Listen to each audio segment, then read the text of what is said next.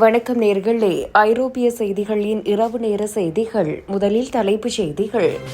CIA இயக்குநர் மொஸ்கோ பயணம், மர்ம விமானத்தால் உலகளவில் பரபரப்பு. லூடன் விமான நிலையத்தை விநியோகிக்க திட்டம், விற்பனை பணிகள் தீவிரம்.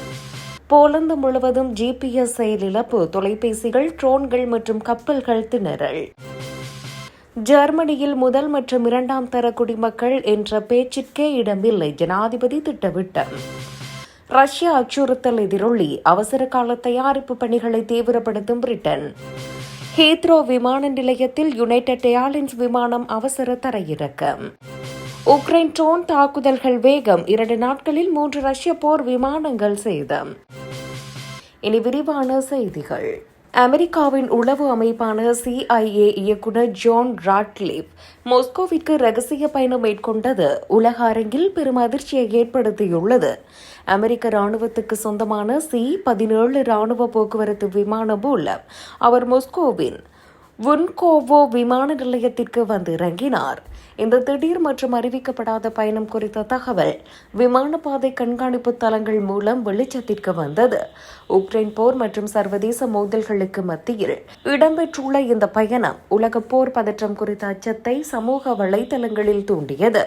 மாஸ்கோவில் அவர் யாரை சந்தித்து பேசினார் என்பது குறித்து அமெரிக்க வெள்ளை மாளிகையும் கிரெம்ளின் மாளிகையும் உடனடியாக அதிகாரப்பூர்வ தகவல்களை வெளியிடவில்லை.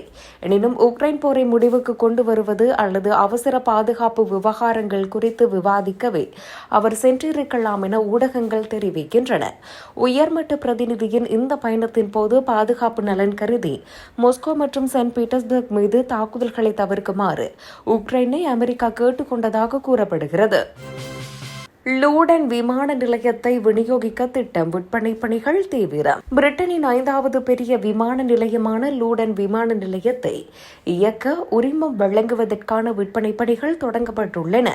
இந்த விமான நிலையத்தின் தற்போதைய ஒப்பந்த காலம் இன்னும் 6 ஆண்டுகளில் முடிவடைய உள்ள நிலையில் உள்ளூர் நிர்வாக குழு இதற்கான தயாரிப்புகளை மேற்கொண்டு வருகிறது. விமான நிலையத்தின் எதிர்கால செயல்பாட்டு உரிமங்களை வாங்குவதற்கு பல முன்னணி முதலீட்டாளர்கள் மற்றும் நிறுவனங்கள் ஆர்வம் காட்டி வருகின்றன. இந்த விற்பனை நடவடிக்கையின் மூலம் விமான நிலையத்தின் சேவைகள் மேலும் நவீனப்படுத்தப்பட்டு மேம்படுத்தப்படும் என எதிர்பார்க்கப்படுகிறது.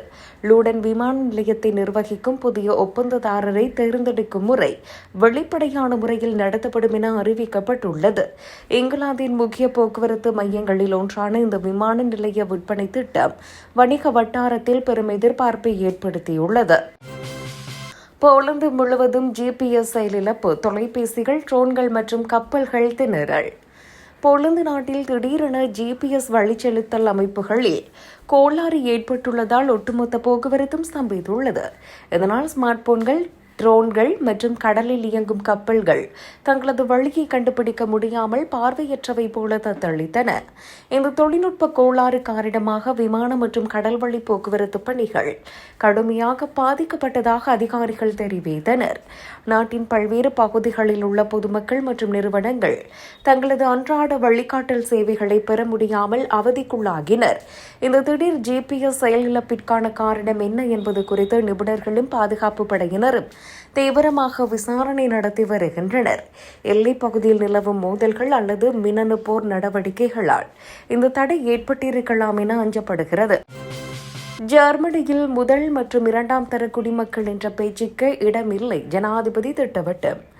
ஜெர்மனியில் குடியுரிமை பெற்ற எவரும் 2ஆம் தர குடிமக்கள் அல்ல என்று அந்நாட்டு ஜனாதிபதி பிராங்க் வால்டர் ஸ்டீன்மேயர் திட்டவட்டமாக தெரிவித்துள்ளார். வலதுசாரி கட்சிகளின் குடியேற்ற எதிர்ப்பு மற்றும் மறு குடியேற்ற திட்டங்கள் தொடர்பான விவாதங்கள் தீவிரமடைந்துள்ள நிலையில் அவர் இந்த கருத்துக்களை வெளிப்படுத்தினார். ஜெர்மன் குடியுரிமை என்பது முன்னோர்களின் வழிவந்த இரத்த உறவை சார்ந்தது அல்ல, மாறாக அரசியலமைப்பு சட்டத்தின் மதிப்புகளை அடிப்படையாக கொண்டது என்று அவர் விளக்கினார்.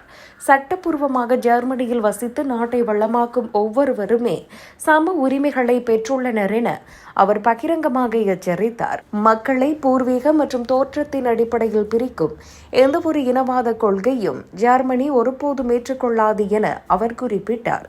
சமூக நல்லிணத்திற்கு எதிராக பிரிவினையை தூண்டும் தீவிரவாத போக்குகளுக்கு பதிலாக ஒற்றுமையை கட்டியெழுப்ப வேண்டும் என அதிபர் வலியுறுத்தினார்.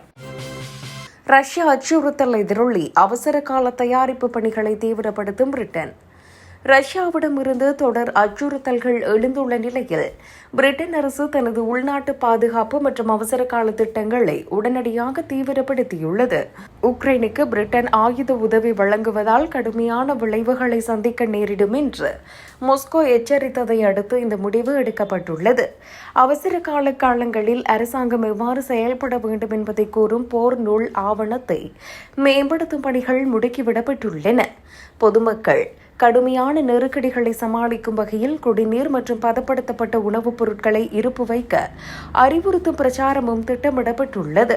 இணைய தாக்குதல்கள் மற்றும் வான்வெளி அச்சுறுத்தல்களை சமாளிக்க குடிமக்களும் ராணுவமும் இணைந்து செயலாற்றும் வகையில் தேசிய பாதுகாப்பு திட்டங்கள் மாற்றப்பட்டு வருகின்றன.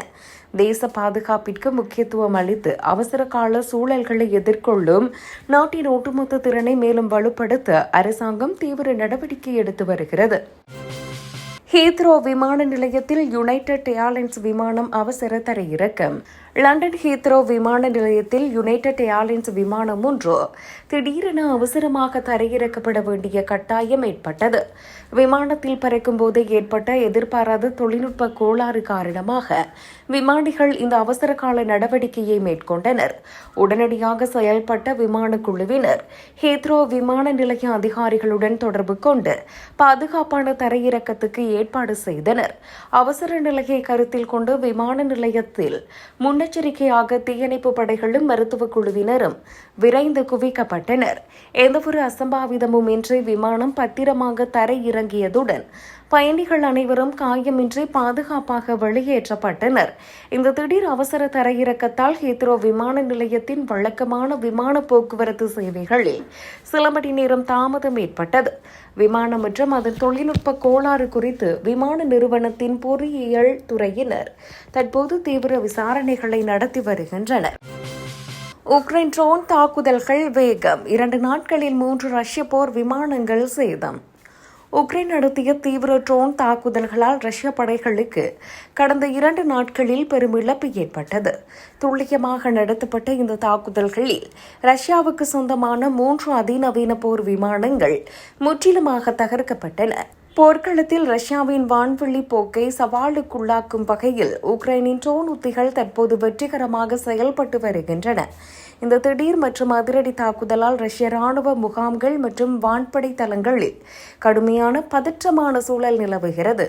எதிரியின் வான் பாதுகாப்பு அமைப்புகளை தாண்டி சென்று ரஷ்ய போர் விமானங்களை வீழ்த்தியதை உக்ரைன் படை பெருமிதத்துடன் உறுதிப்படுத்தியுள்ளது. உக்ரைன் தொடர்ந்து மேற்கொண்டு வரும் இதுபோன்ற நவீன தாக்குதல்கள் ரஷ்ய படைகளுக்கு போர் முனையில் மிகப்பெரிய சவாலாக உருவெடுத்துள்ளது.